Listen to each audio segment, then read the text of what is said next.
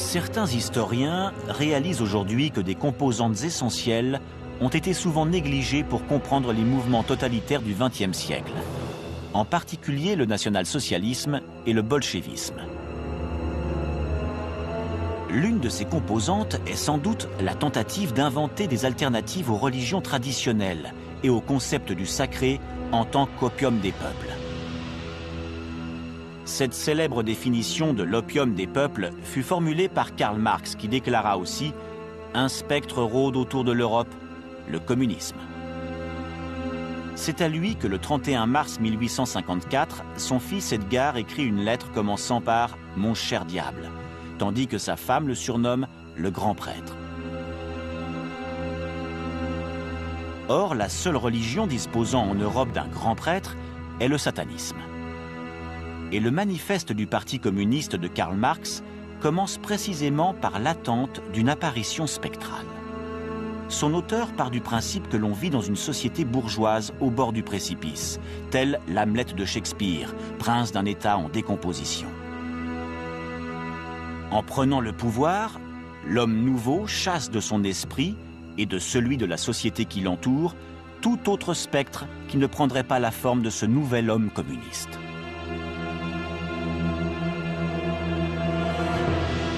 La Révolution remporte un franc succès là où Marx s'y attend le moins, c'est-à-dire en Russie en 1917.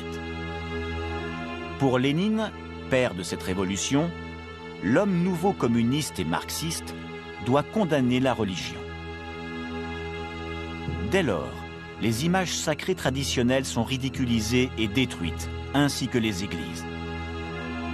Paradoxalement, Lénine s'approprie les normes potentielles symboliques de la religion. Il connaît le pouvoir de la transcendance et du sacré. Voilà pourquoi nous allons parler de religion, de transcendance et de mystère.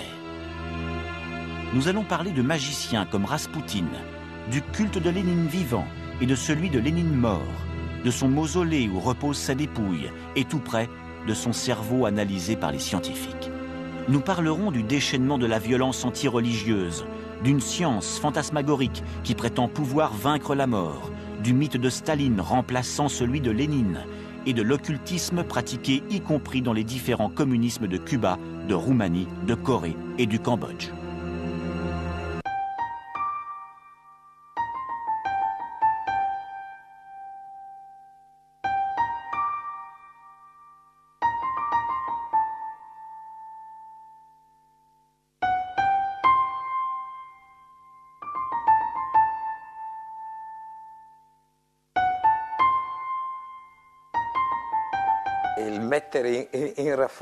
Le fait d'attribuer à la seule droite politique un intérêt pour l'irrationnel ou la culture ésotérique est une erreur.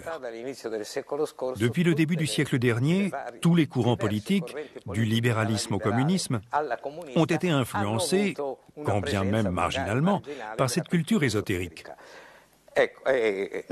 y compris le bolchevisme. Quelques amis et collaborateurs de Lénine avaient une vision qui ne paraissait pas compatible avec le matérialisme historique et dialectique de Marx. Les constructeurs de Dieu, Anatoly Lunacharsky, l'idée de Bogdanov et du sang qui transmet une hérédité. Je crois véritablement que l'ésotérisme a été présent, y compris au sein même de la culture politique qui paraissait en être la plus éloignée.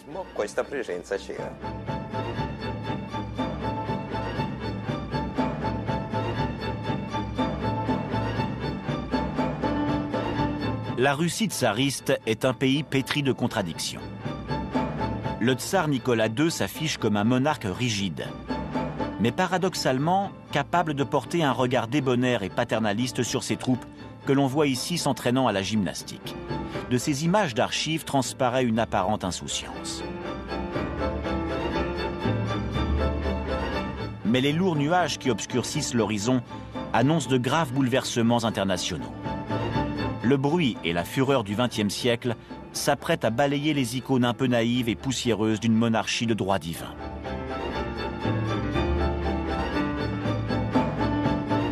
Car en Russie prédomine une inégalité et une pauvreté diffuses, dont ne viennent à bout ni les réformes timides, ni le développement de quelques industries protégées, ni la redistribution limitée des terres des grands propriétaires aux paysans.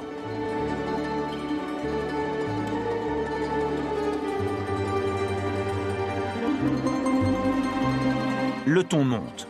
Les ouvriers, en particulier de Moscou et de Saint-Pétersbourg, se comportent de manière sans cesse plus radicale et développent une propension idéologique pour le socialisme. La Russie se dirige inexorablement vers une révolution. La mortalité infantile est très élevée et le peuple exploité.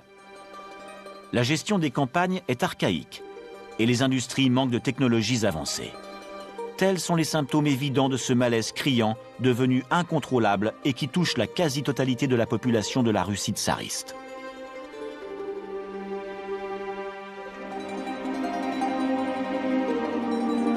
Voici les derniers instants d'une société dont les jours sont comptés.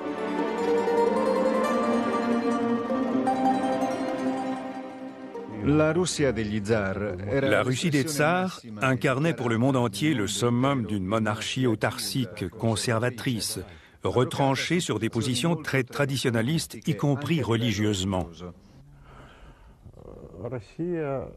Le tsar était le chef politique de l'orthodoxie et de toute la communauté ecclésiastique orthodoxe qui soutenait le régime monarchique. Tous deux étaient radicalement fermés aux autres expressions religieuses comme l'islam, le catholicisme et le judaïsme, que l'on persécutait même. Ces confessions étaient mal acceptées, même au sein de l'Église orthodoxe la plus ouverte, celle qu'on a appelée l'Église orthodoxe royale, qui se préoccupait des besoins urgents des gens les plus misérables. Nicolas II et l'Église orthodoxe. Leurs rapports sont de plus en plus étroits. Une série d'épisodes inquiétants tendent pourtant à éloigner une partie de l'Église officielle de la cour, et surtout de la tsarine Alexandra d'origine allemande. Elle est fascinée par les suggestions de l'ésotérisme déjà pratiqué en Allemagne et qui est désormais en vogue en Russie. Raspoutine est la figure emblématique de ce monde mystérieux. De nombreuses biographies le dépeignent comme un paysan sibérien grossier, ignorant, alcoolique et obsédé par le sexe. Jusqu'à 28 ans, il mène pourtant une vie tout à fait normale.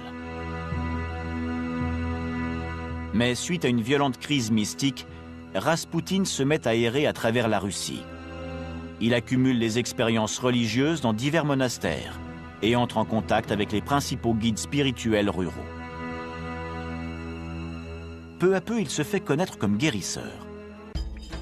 Il fréquente les Klistis, une secte religieuse qui se veut officiellement chrétienne, mais pratique une forme de chamanisme païen. À travers des rites extatiques, ses membres se laissent aller au péché en dansant frénétiquement jusqu'à la transe. Une fois leur désir assouvi, ils demandent et obtiennent le pardon par une rencontre avec le divin.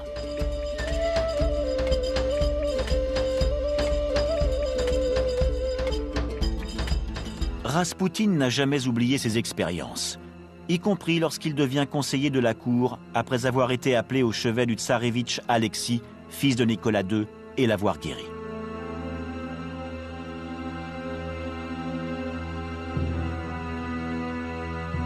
Si l'épisode est resté célèbre, on connaît moins bien en revanche le rapport entre Raspoutine, renié par l'Église orthodoxe officielle, et la communauté bouddhiste transférée depuis peu de Mongolie à Saint-Pétersbourg. Dorjiev est le chef de cette communauté petite mais riche et très influente, et que soutiennent les Japonais et l'Empire prussien, tous deux en l'occurrence anti-russes et anti-tsaristes. Espionnage et religion se mêlent souvent de manière ambiguë. En mai 1900, Dorjiev rencontre à Tokyo Karl Haushofer, chef du détachement militaire de l'ambassade de Prusse auprès de l'empereur du Japon, lui aussi bouddhiste.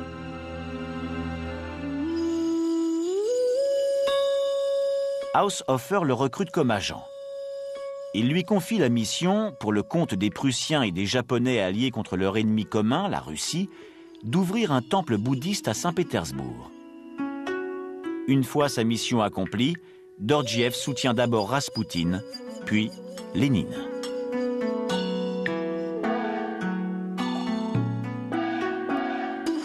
Dorjiev et les frères Betmaïev vont devenir les grands amis de Raspoutine.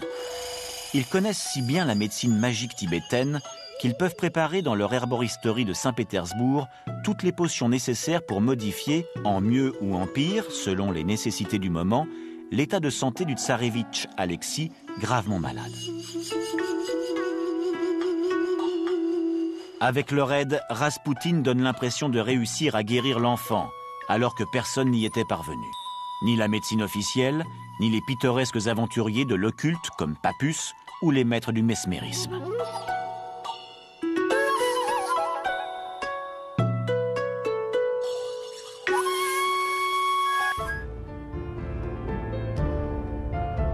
Le mesmérisme est une pratique scientifique permettant la guérison par l'hypnose. D'après Mesmer, l'hypnotisme soigne les désordres du corps et de l'esprit. Une fois dans les grâces du tsar, Raspoutine en devient le favori.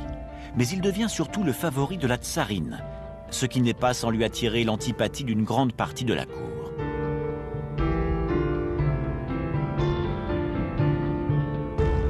Comme on peut le comprendre, d'innombrables légendes vont fleurir autour du personnage de Raspoutine. L'une d'elles concerne Bonch Brujevitch, un futur collaborateur essentiel à Lénine. Cet adepte de sectes et de phénomènes religieux est également le fondateur d'un journal bolchevique consacré aux sectes.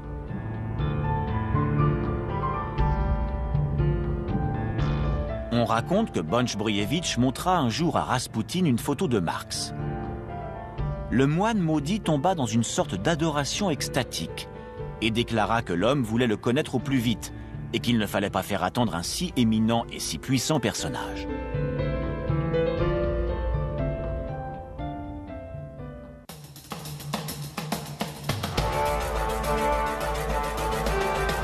Le contact entre la spiritualité magique russe et la future spiritualité bolchevique, qui commence à cohabiter sur le même territoire, contribue à alimenter la légende de Raspoutine.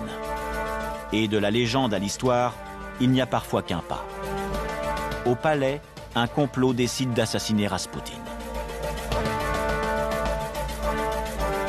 Son meurtre prend une tournure romanesque. Attiré par une invitation à rencontrer une très belle femme, Irina Yusupova, l'épouse de son futur assassin, Raspoutine est empoisonné, mais il survit. On tente de l'oxyre en le molestant, en le poignardant et en l'étranglant, mais il survit toujours. Ce n'est qu'à la fin, jeté dans les eaux glaciales de la Neva, qu'il périt. Le pouvoir de Nicolas II s'effrite irrémédiablement. La mort de Raspoutine ouvre la voie à la révolution qui survient quelques mois plus tard.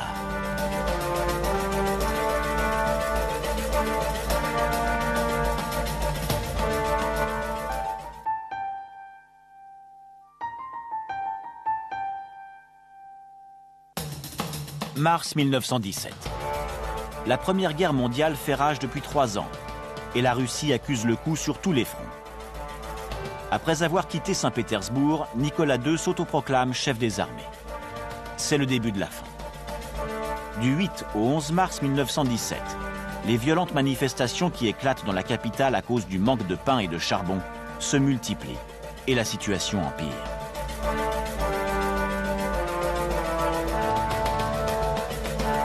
Le 10 mars, les seuls bataillons de réserve disponibles en ville, envoyés pour réprimer l'insurrection, refusent d'intervenir et fraternisent au contraire avec le peuple.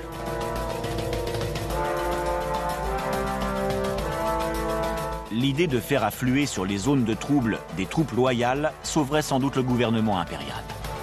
Mais Nicolas II est occupé au même moment avec ses soldats sur un front bien trop éloigné. Unanimement, la population de Saint-Pétersbourg cherche un guide et le trouve dans la Douma, le parlement naissant.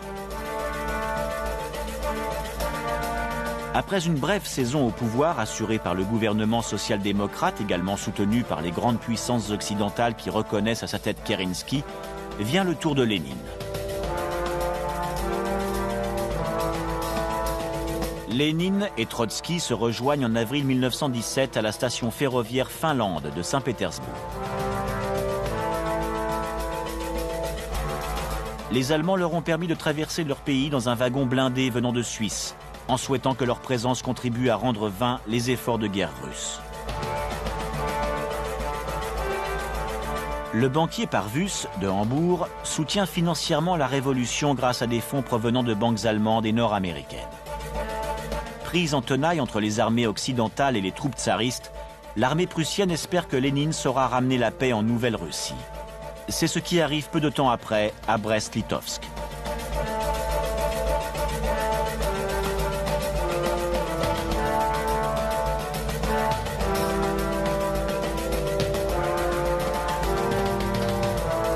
Lénine proclame la paix. Il confisque les terres nobiliaires pour les redistribuer aux paysans. Il impose le contrôle des usines par des comités ouvriers et donne tout le pouvoir aux soviets. D'un bout à l'autre du pays, les bolcheviks sont en pleine ascension. On a la nette impression que Lénine a parié et gagné en jouant davantage sur les faiblesses d'autrui que sur une organisation encore imparfaite.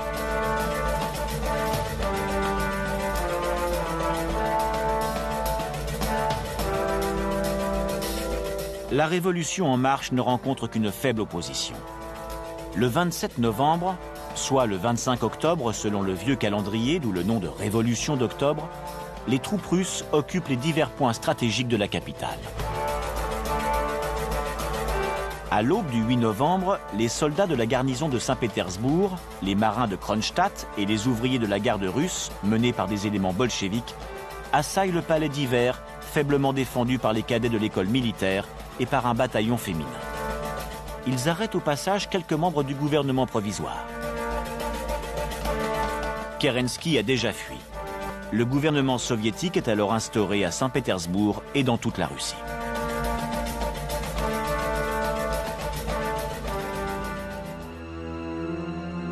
La Russie change. Le peuple exalté glorifie la nouvelle République. Mais l'enthousiasme tourne court. La révolution n'est pas pacifique. Les événements s'enchaînent en quelques mois et les contradictions ne trouvent pas de solution.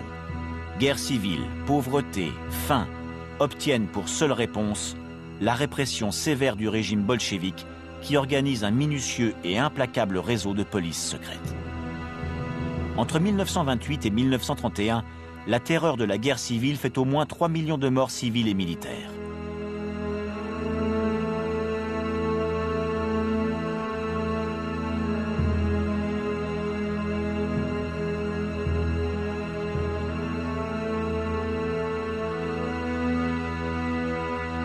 Malgré tout, le mythe de Lénine reste intact. Avec les années, il s'intensifie même, pour atteindre son point culminant le 21 janvier 1924, le jour des premières funérailles magistrales d'un leader soviétique. Lénine est enterré dans une tombe située sur la place Rouge. C'est une pyramide tronquée, construite dans le respect d'une antique tradition égyptienne, mais dont il manque la pointe. Une pointe qui aurait dû indiquer le contact entre terre et ciel, tandis que son absence, justement, représente l'effort tendant à exclure les divinités célestes du chemin menant vers l'immortalité du corps. Le cadavre de Lénine n'a pas été momifié. Il présente une caractéristique incroyable qui lui fait presque ressembler à un homme endormi. Les cellules de sa peau sont maintenues en vie par un procédé macabre. Il est exposé à proximité de la pièce à usage de bar, où les leaders communistes se restauraient et buvaient de la vodka à l'époque des grandes parades militaires. Il s'agit d'une technologie permettant à un liquide inconnu de se substituer au sang pour garder en vie la peau de Lénine.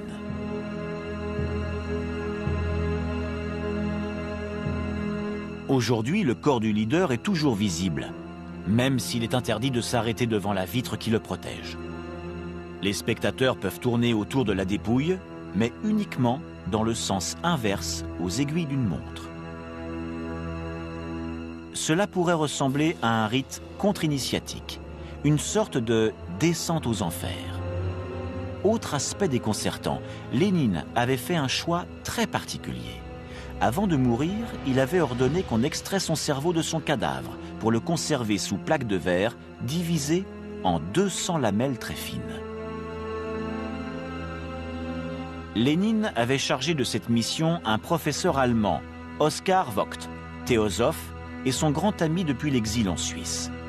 Celui-ci fonda l'Institut du cerveau de Lénine, avant de retourner en Allemagne, collaborer avec les SS jusqu'en 1944, où il mourut. Aujourd'hui, dans la ville de Moscou post-communiste, 1 kilomètre sépare la dépouille de Lénine de son cerveau sectionné. Autre croisement des légendes et de l'histoire. D'aucuns prétendent qu'un jour, l'organe rejoindra le crâne de Lénine grâce à un rituel magique symbolisant, bien évidemment, l'espoir de sa renaissance.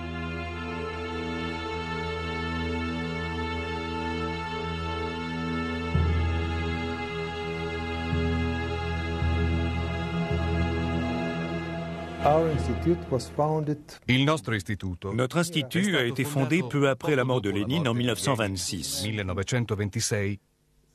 C'est un laboratoire spécial créé par le professeur allemand Oskar Vogt. In seguito, il laboratorio venne trasformato in 2 ans plus tard, ce laboratoire a été transformé en un nouvel institut. Au début, l'objectif principal de l'établissement était d'étudier le cerveau de Lénine, mais en le comparant à une multitude d'autres cerveaux.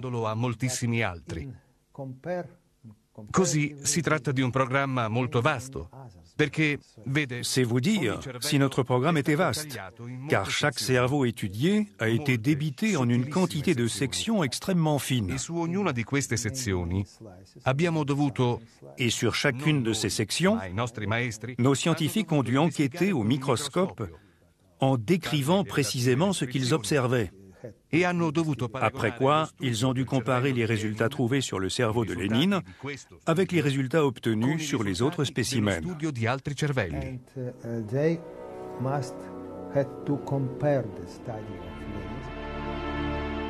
Sur la dernière photo prise de son vivant, Lénine a nettement l'air fatigué et malade.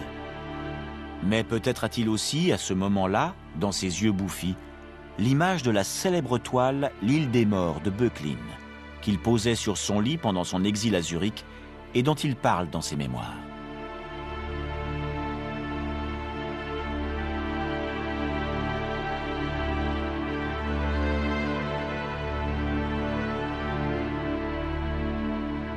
Maïakovski, grand poète de la Révolution russe et ami intime de Lénine, écrit à sa mort un poème. Sortant du mur de sa chambre, Böcklin a fait de toute la ville de Moscou une île des morts ressemblant à son tableau d'il y a si longtemps. Sauf qu'elle n'a jamais été aussi réelle qu'aujourd'hui.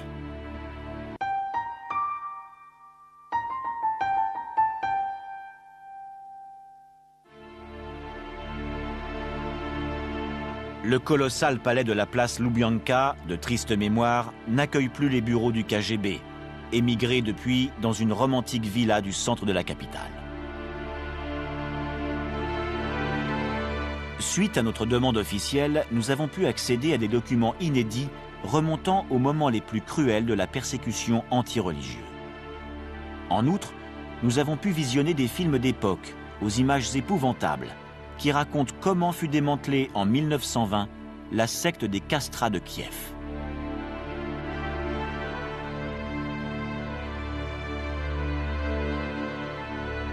Le film, déconcertant, donne un aperçu de la violence qui accompagnait la propagande du nouveau régime pour liquider la question religieuse.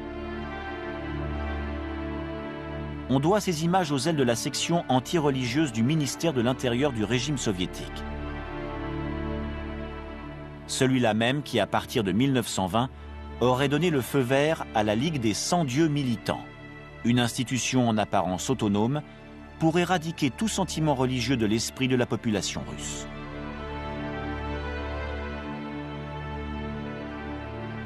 Tournées en Géorgie, au sud de la Russie, les images résument entre fiction et réalité l'activité d'une communauté agricole orthodoxe. On y montre largement les mutilations que les croyants s'infligeaient pour mortifier leur chair, et avec elle, tout type de désir. La propagande s'attarde pour marquer le coup.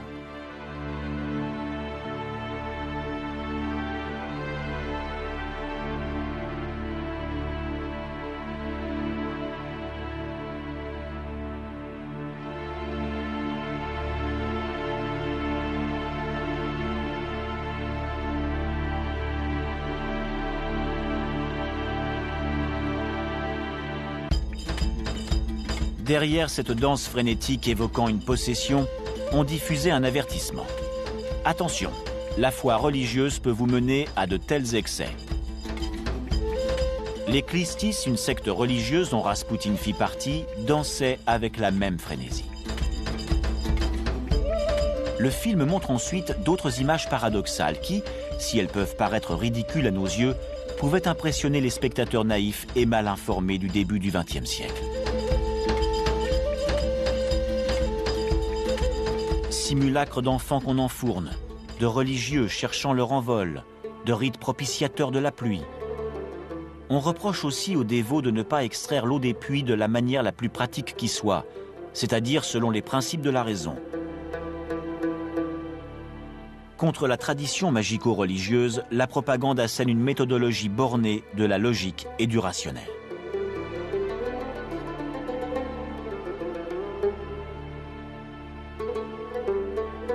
En Géorgie, au printemps 1920, malgré les nombreux rites et exorcismes pratiqués par la communauté religieuse, il ne tombe pas une goutte de pluie.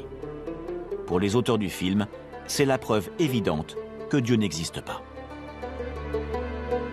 Au documentaire sur cette communauté agricole succède le compte-rendu du procès auquel sont soumis ses membres, accusés par la même occasion de subversion armée et de résistance pro-tsariste au régime soviétique. Le procès se termine par la condamnation à mort de tous les prévenus. La religion est tournée comme un esclave spirituel qui pèse sur les masses et les réduit à se consacrer exclusivement à un travail perpétuel dans l'intérêt d'autrui. Aussi, l'article 13 du programme du Parti communiste enfonce le clou en prévoyant l'anéantissement progressif et complet de toute activité religieuse. Considérés comme des pervers, des maniaques, les membres de la communauté sont tout bonnement massacrés. L'acte d'accusation cite « La mort de ces gens-là est synonyme de lutte juste et systématique du prolétariat contre chaque religion. »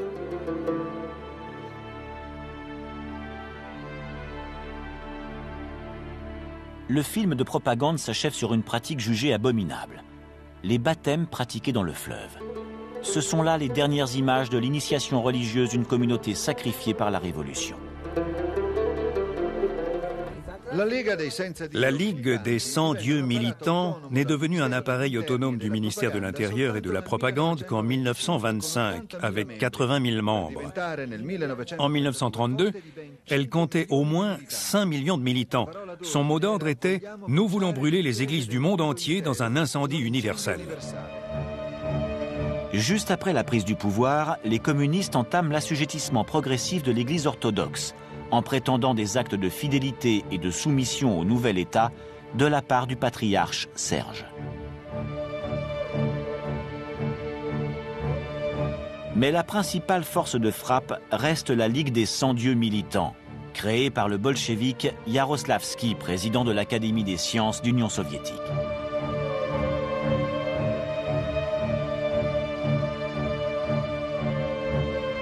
En hommage à la doctrine communiste qui stigmatise la religion comme l'opium des peuples, les 100 dieux militants rassemblent surtout des jeunes, après les avoir recrutés majoritairement parmi les masses dispersées et abandonnées après la tragédie de la guerre civile. Au cours de la collectivisation forcée des campagnes à la fin des années 20, le parti et l'État cessent toute tolérance, et les 100 dieux se retrouvent en position de force pour éradiquer des écoles l'enseignement religieux, et dénoncer les prêtres et paysans pieux, identifiés comme des ennemis de classe qu'il faut liquider. En 1928, Yaroslavsky affirme que l'objectif de la Ligue est de faire du Vatican, d'ici 100 ans, le plus grand musée anti-religieux du monde.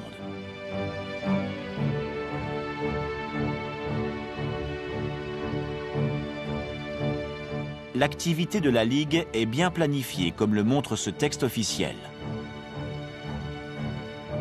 L'un des devoirs les plus importants, en particulier dans les campagnes, est la lutte contre les jours de fête religieuses. En substitution de ces jours de fête, les cellules locales des 100 dieux doivent promouvoir des promenades pédagogiques à travers champs, en fournissant des explications sur l'adoption des machines agricoles, sur la fonte des cloches d'église pour les besoins de l'industrie, etc. Le travail de la cellule anti-religieuse doit se manifester aussi à travers la disparition des dénominations religieuses dans les villes, les villages, les rues et de toute image religieuse dans les édifices. Il faut mettre en œuvre un vaste travail d'épuration pour lutter contre les pratiques de l'Église comme les baptêmes, la bénédiction nuptiale, etc. Il faut ensuite introduire la pratique des baptêmes rouges, des mariages et des enterrements laïques. Les dénonciations de naissance, les mariages rouges, les funérailles laïques doivent être faits en grande pompe afin d'attirer l'attention du peuple.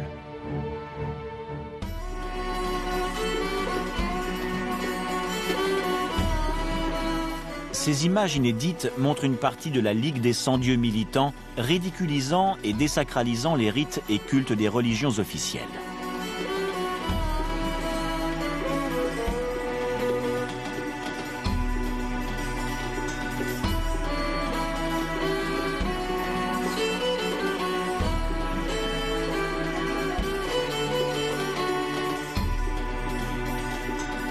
La Ligue des 100 dieux militants compile une sorte de bréviaire à l'usage de ses membres. Premièrement, tout adhérent doit connaître les délibérations rendues lors des assemblées du parti au regard de son action anti-religieuse, ainsi que les délibérations plénières prononcées par le comité central de la Ligue des 100 dieux militants.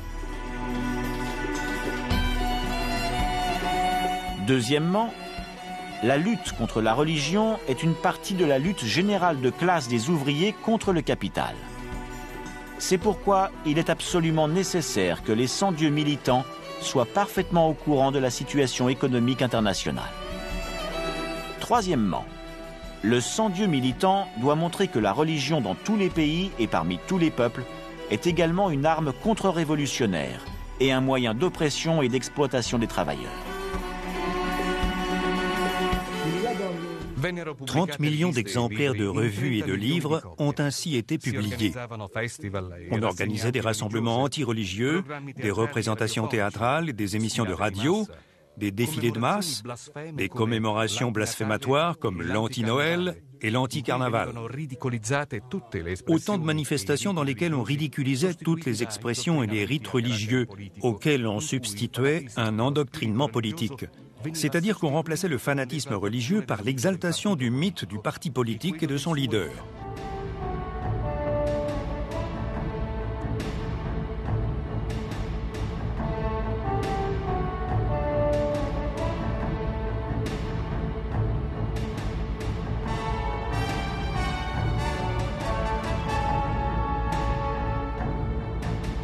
Si, pendant la Révolution, pour ne pas se créer d'ennemis supplémentaires, les communistes ne s'en prennent pas au clergé, une fois prononcé le triomphe de cette révolution, l'Église orthodoxe et la dévotion du peuple russe deviennent les adversaires à éliminer. En réalité, l'idéologie communiste a toujours considéré l'orthodoxie russe comme l'ennemi du prolétariat en tant que pilier de la monarchie tsariste, mais aussi de la propriété des terres. Mais ce n'est qu'après avoir pris le pouvoir que le communisme se met à affronter ouvertement et violemment le problème religieux, en déchaînant sa répression sur deux niveaux. Le premier est l'interdiction du culte public et la déportation des religieux et des fidèles, accompagnée de la destruction systématique de leurs églises. Rien qu'à Moscou, en 1921, pas moins de 50 églises sont démolies. Les autres sont reconverties en théâtre, en salle de réunion pour le parti, en abri pour les indigents. Partout, les reliques, statues et tableaux religieux sont profanés, tandis que les cloches sont revendues ou fondues. On dénonce les faux miracles, comme dans cette mise en scène montrant un tableau où la Vierge pleure soi-disant de vraies larmes. Un membre de la Ligue des 100 dieux militants explique le subterfuge réalisable à l'aide d'une petite pompe à eau discrètement dissimulée.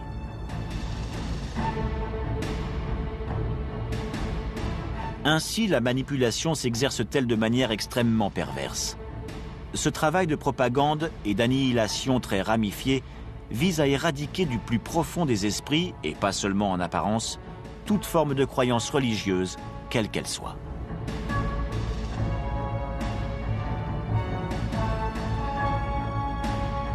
Ce film réalisé par les 100 dieux militants dénonce non seulement les catholiques et les orthodoxes, mais aussi les sectes, les baptistes, les abstinents, les platides, les snalks, les payeurs de l'abîme, les moyalmiques, les silencieux, les diégunes, les exilés, les théodosiens, les fils du dragon rouge, les apocalyptiques, les serviteurs de Saint-Georges, les tolstoïens, les ennemis de la guerre, les hommes de Dieu et ainsi de suite.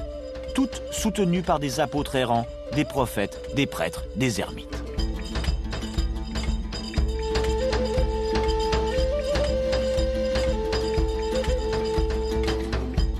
Au début, ces sectes sont vues d'un bon œil par les communistes bolcheviques, qui les considèrent comme des ennemis des églises officielles. Mais bientôt, le pouvoir les persécute pour la forte entreprise qu'elles exercent sur les masses populaires, en particulier dans les campagnes.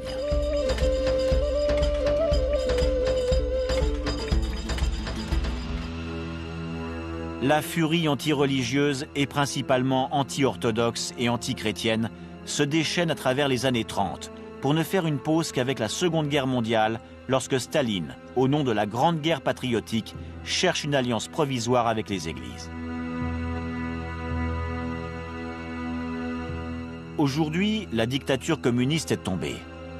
Mais la revue éditée par la Ligue des 100 dieux a toujours son siège au même endroit et elle a gardé son directeur. Reprenons un instant le fil conducteur de l'histoire de la Ligue des 100 dieux militants, fondée par Yaroslavsky. Nous comprendrons mieux ainsi ce qui s'est passé. D'après les estimations officielles en 1925, les croyants orthodoxes se répartissaient entre 25 000 communautés. En 1939, elles n'étaient plus que 50. Aujourd'hui, elles sont au nombre de 12 000. Cela vous montre à quel point l'anéantissement du sacré orchestré pendant plusieurs dizaines d'années par les 100 dieux militants et derrière eux tout l'appareil d'État a effectivement jugulé sur 3 générations le sentiment religieux orthodoxe, qui fut en l'occurrence la confession la plus attaquée par les idéologies. Curieusement, cet acharnement a eu lieu également à l'encontre du judaïsme, mais seulement après la mort de Lénine. Quant au monde islamique, il n'a pas été entamé par l'appareil de propagande soviétique, parce que tout en étant marginal dans le pays, il pouvait amalgamer des peuples très divers. Le credo officiel des 100 dieux est exposé en détail dans leur manuel, sorte de contre-évangile d'environ 800 pages, dont nous avons extrait quelques passages éloquents. Aujourd'hui, Dieu n'existe plus. Lénine est descendu sur terre et tout le monde a commencé à vivre heureux.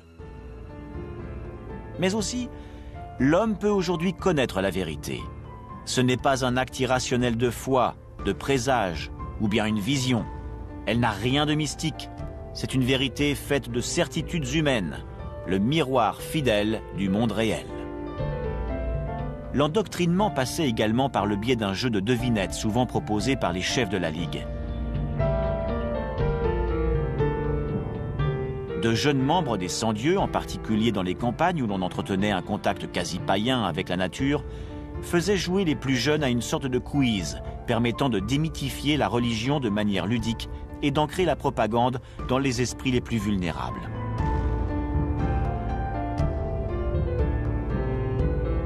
Parmi les techniques d'embrigadement pratiquées figurait la substitution dans les foyers des images et symboles sacrés par les portraits et photos de Marx et de Lénine.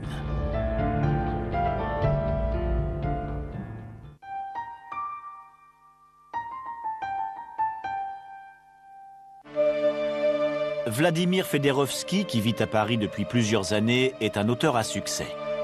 Au cours de sa jeunesse à Moscou, il a étudié à l'Académie des cadres dirigeants des services secrets d'Union soviétique aux côtés de Sergo Beria, le fils de Lavrenti Beria, ancien chef du KGB.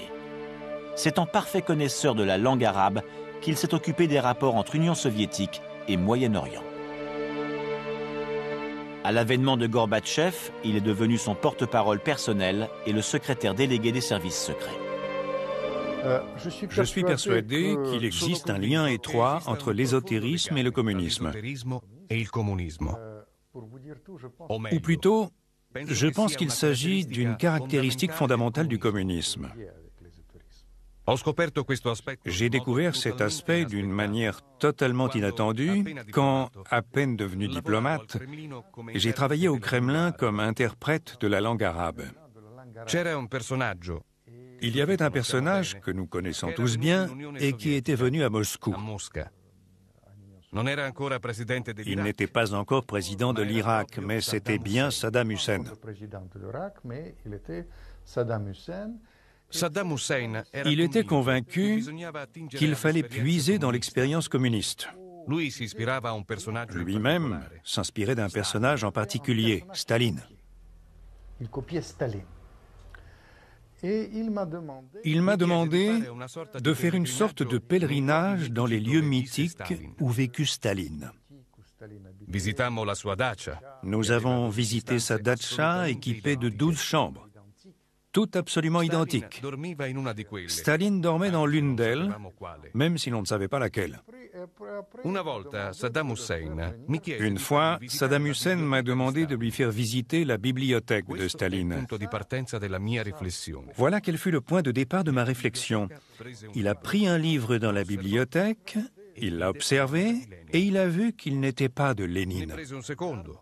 Il en a pris un deuxième, puis un troisième et un quatrième. Aucun d'eux ne parlait du marxisme. Par contre, il y avait des livres sur lesquels des annotations bien précises avaient été faites.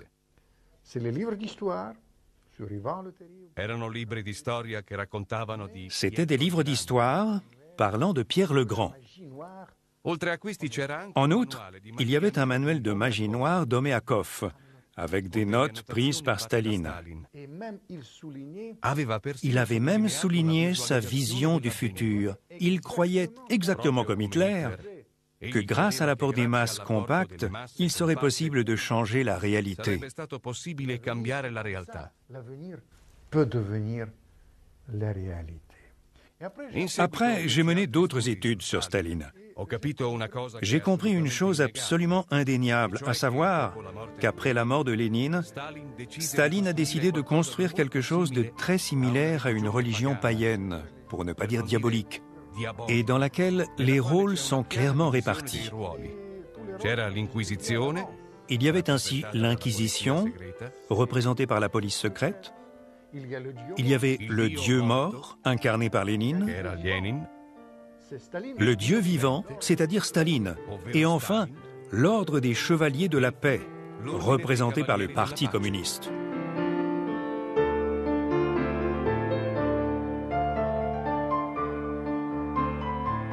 On peut dresser un schéma précis. Comme on le sait, Staline fréquente au cours de sa jeunesse l'école religieuse orthodoxe. C'est le séminaire théologique de Tiflis en Géorgie, sa terre natale. Ses études durent 5 ans, du 1er septembre 1894 au 28 mai 1899, jour de son expulsion pour indiscipline.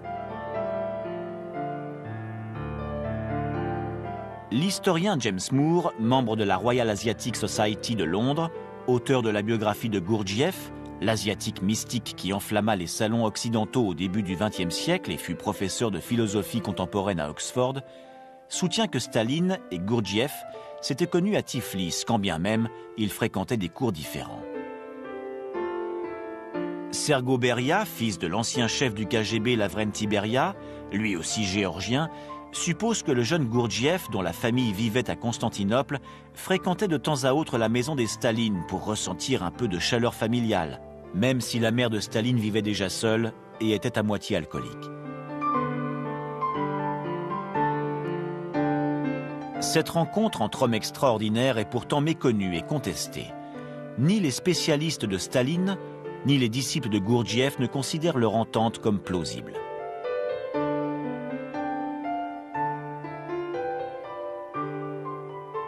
Georges Ivanovitch Gurdjieff a élaboré une extraordinaire synthèse de pensée qui eut une emprise importante sur ses contemporains. Elle exerce encore aujourd'hui, surtout en Occident, une influence décisive sur la vie d'un nombre sans cesse croissant d'hommes et de femmes. Mais si le mythe de Gurdjieff est connu, sa vie l'est moins. D'une fois sur l'autre, on la dépeint sous des portraits très différents. Une fois décrit comme un homme d'action héroïque, une autre fois qualifié de nouveau Pythagore. On parle aussi de lui comme d'un charlatan, d'un mage blanc ou d'un mage noir. Après avoir quitté la Russie pendant la Première Guerre mondiale, il se réfugie en Occident et après plusieurs voyages, il s'établit dans les années 30 à Fontainebleau où il crée un véritable ordre religieux. D'aucuns soutiennent que c'est précisément à cette époque que Gurdjieff joue pour Staline un rôle comparable à celui d'un formateur. Autour de 1915, Staline commence son activité révolutionnaire sous le nom de Nigeradze, marchand de tapis connu à Bakou. Dans divers ouvrages, Gurdjieff fait souvent allusion à un certain Nigeradze, qu'il décrit de manière ambiguë.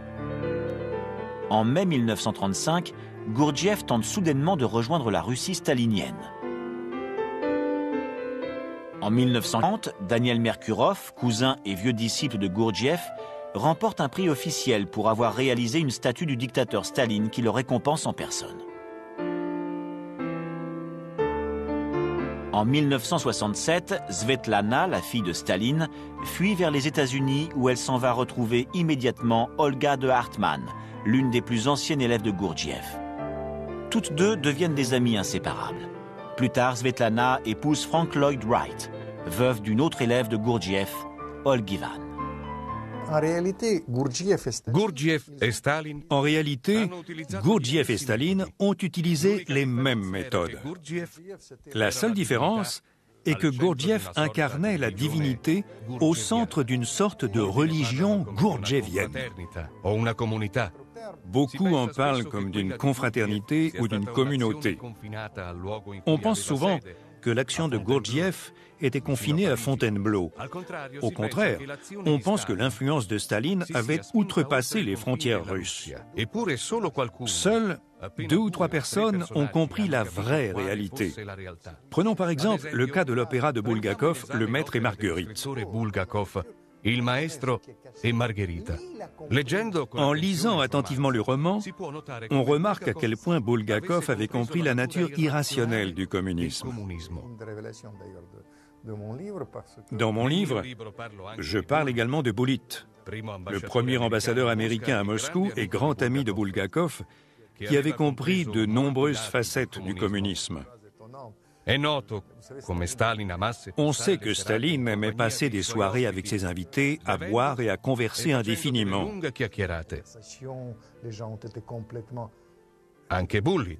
Bulit participait lui aussi à ces longues conversations.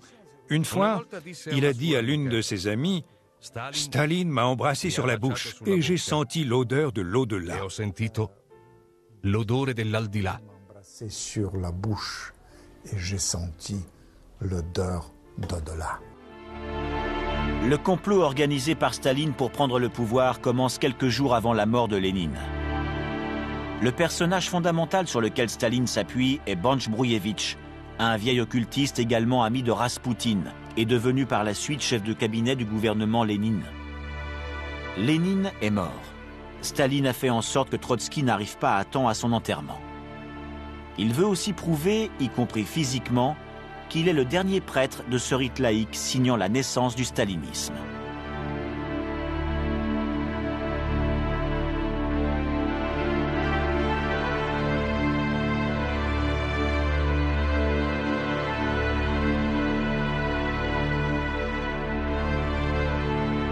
Tout commence dans la salle des colonnes. Staline prononce un discours impersonnel s'inspirant de la liturgie orthodoxe, un véritable sermon. Il affirme face à tous qu'à compter de cet instant, il faudra agir dans l'intérêt de l'Union soviétique et du communisme. Le ton du discours le fait ressembler davantage à un chef religieux qu'à un leader politique. En quelques minutes, les règles sont fixées. Staline poursuivra son ascension d'une manière absolument méthodique. Il deviendra l'icône du peuple.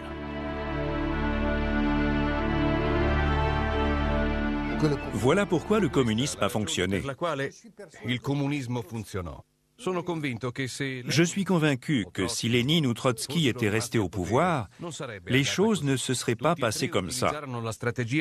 Tous les trois ont utilisé la stratégie de la terreur en envoyant les gens dans des camps de concentration. Mais la terreur seule ne pouvait pas assurer le triomphe d'un régime. Il fallait qu'il y ait quelque chose de plus. Un projet grandiose forgé grâce au talent du génie du mal.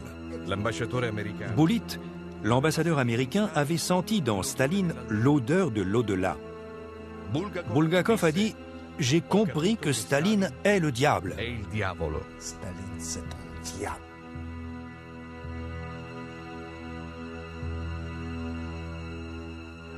C'était en 1939. Staline était sur le point de signer le pacte Molotov-Ribbentrop qui scellait l'alliance inopinée entre Hitler et Staline. À l'époque, un personnage important œuvrait dans le giron de Staline, Lavrenti Beria, le chef des services secrets. Beria parle à Staline d'une personne qui a des capacités extraordinaires venant de l'au-delà. Staline lui répond « S'il est aussi puissant que vous le prétendez, qu'il vienne me trouver ». Et il lui confie un laissez-passer.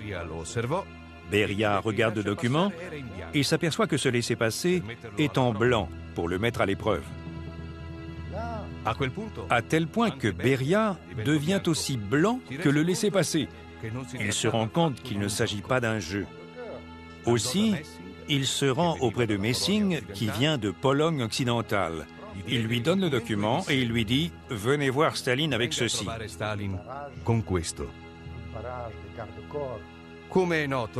Comme tout le monde le sait, l'accès au Kremlin est contrôlé par des rangées de gardes du corps. Messing en franchit au moins 26. Tous sont des officiers supérieurs qui surveillent le bureau de Staline, mais il réussit à passer les barrages et à entrer dans son bureau. Staline est impressionné. Messing a hypnotisé les gardes du corps. Quand il entre dans son bureau, Staline est très touché. Il lui demande ce qui va se passer suite à la signature du pacte Molotov-Ribbentrop.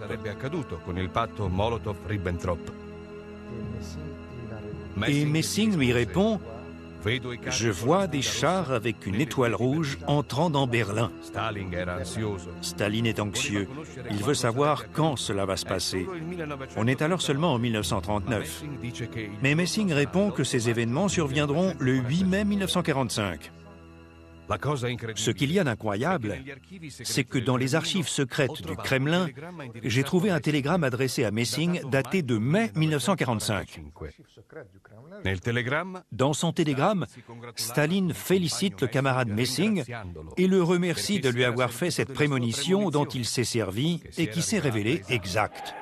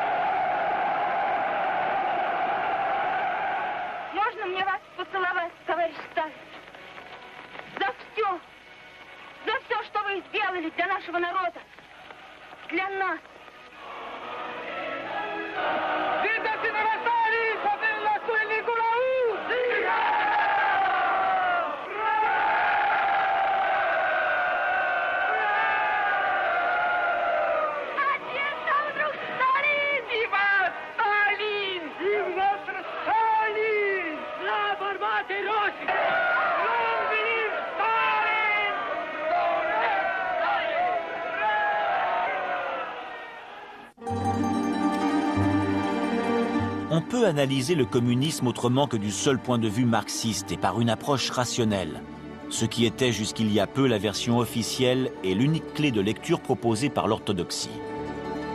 Car tous les témoignages recueillis semblent montrer un autre visage du communisme, celui d'un système de pouvoir possédant également des racines irrationnelles, lesquelles voyagent en parallèle avec la tradition du matérialisme dialectique.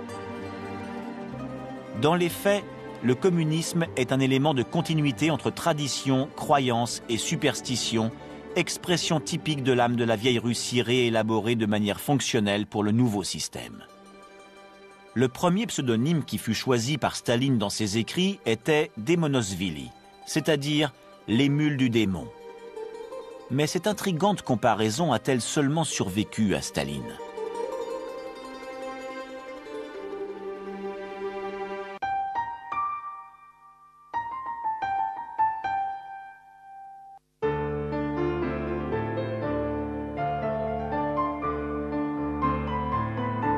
Outre le fait qu'Aelita, la reine de Mars, film de 1924 de Yakov Protozanov, inspiré d'une nouvelle éponyme d'Alexeï Tolstoï, ait remporté un immense succès public, ce fut le premier film de science-fiction de l'Union soviétique. Financé par la Ligue des 100 dieux militants, ce film fut le manifeste officiel d'un curieux mouvement qui s'imposa pendant cette période. Le cosmisme, secte minoritaire, marginale, en apparence seulement, et qui trouvait ses origines dans la gnose orthodoxe de la fin du XIXe siècle. Le cosmisme naît avec Nikolaï Fyodorov, un philosophe religieux devenu par la suite dirigeant bolchevique et dont les idées rayonnent encore aujourd'hui dans divers milieux scientifiques russes. Fyodorov affirmait que la mort est le mal absolu et que la résurrection se produit non pas par l'intervention du divin, mais grâce à l'homme nouveau, fils du progrès. Ainsi, les sciences deviennent-elles l'expression substitutive de la spiritualité et du sacré. Le cosmisme, en syntonie avec le matérialisme communiste, théorisait sur la centralité de la matière comme métaphysique du corps et non plus de l'âme.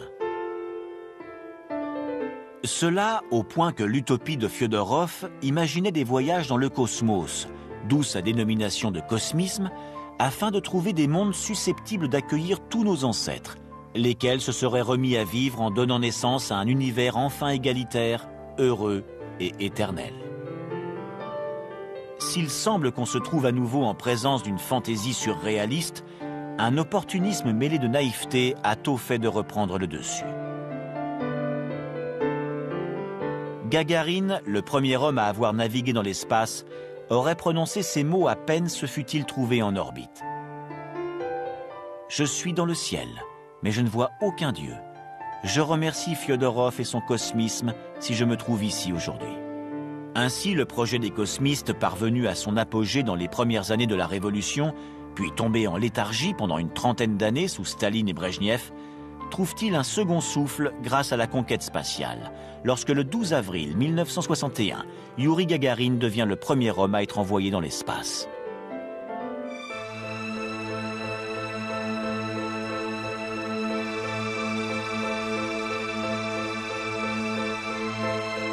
À Moscou, nous avons rencontré Svetlana Semenovna Gagarina, leader actuelle du mouvement cosmiste. Aujourd'hui encore, le monde scientifique russe reste en partie lié à la pensée de Fedorov, qui fut également un aïeul de mon cousin cosmonaute Youri Gagarin, le premier homme à avoir été dans l'espace. À peine en orbite, il avait déclaré au monde entier qu'il consacrerait tous ses efforts au cosmisme de Fedorov. Mais son message n'a pas été compris par l'immense majorité des citoyens du monde entier. C'était en réalité une sorte de code chiffré pour les scientifiques qui avaient contribué au succès de la mission spatiale. Fedorov était un penseur, un ami de Tolstoï et de Gorky, eux aussi des cosmistes. Leur projet métaphysique, laïque et matérialiste, voulait redonner la vie à tous les morts, à nos parents, à nos grands-parents, à tous nos ancêtres, afin de les remercier de nous avoir engendrés, et pour leur permettre de vivre physiquement à nos côtés.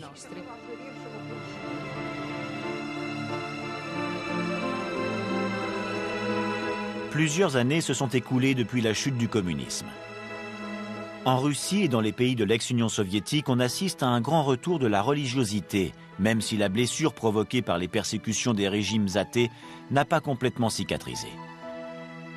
Mais entre les années où l'on voyait Khrouchtchev embrasser Gagarine et celle où Gorbatchev annonçait la fin d'une dictature, le recours au surnaturel s'est poursuivi. Brejnev fréquentait des guérisseurs et des voyantes. La géorgienne Djouna Davitachvili, magnétiseuse de Brejnev, avait prophétisé longtemps à l'avance l'ascension au pouvoir de Boris Yeltsin. Le nouveau régime dit de la perestroïka, la reconstruction, a commencé dans le sillon profond et durable du cosmisme. Gorbatchev apparaît à la télévision en compagnie de Sviatoslav, le fils de Nikolaï Rerich, qui se définissait précisément comme l'héritier de la mission cosmiste. De nombreux mouvements New Age basés à New York continuent aujourd'hui de s'inspirer du cosmisme russe. Le mot perestroïka utilisé par Gorbatchev s'inspire directement de la terminologie cosmiste utilisée par Fyodorov, Vernadsky et Nikolaï Rerich. Nul doute que la perestroïka puise ses racines dans le cosmisme russe. Qui plus est, on a organisé à l'époque, à Moscou, à l'Institut de philosophie de l'État, un grand colloque sous le nom « Le cosmisme russe et la noosphère », où académiciens et philosophes, politiciens et occultistes, radiesthésistes et guérisseurs, journalistes et écrivains sont intervenus plus de 100 fois pour analyser la perestroïka et les changements politiques correspondants sous l'angle du cosmisme russe. Ainsi, jusqu'à la fin, le communisme soviétique a entretenu un lien significatif et insoupçonné avec les pratiques mystérieuses de l'ésotérisme.